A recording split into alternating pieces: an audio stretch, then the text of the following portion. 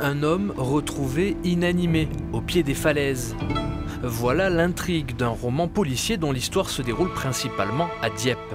Son auteur, Thomas Boudot, a choisi entre autres de faire de la cité d'Angot le lieu central de cette histoire, car il y a été commissaire entre 2006 et 2007.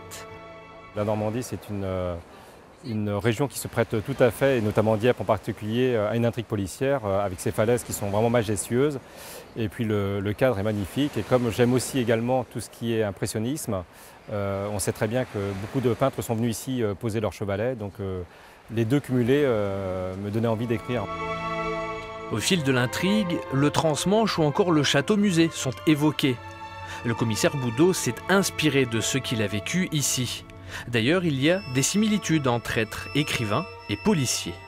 Le métier d'écrivain, même si je ne me considère pas comme encore un écrivain, et le métier d'inspecteur ou de commissaire de police, dans le cadre des enquêtes, c'est d'essayer de savoir se remettre en cause. Et ça, c'est le plus difficile parce qu'il faut savoir à la fois se remettre en cause, remettre en cause éventuellement aussi ses déductions, ses propres déductions.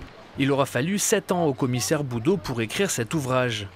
Selon lui, le premier challenge était de rendre ce roman accessible à tous.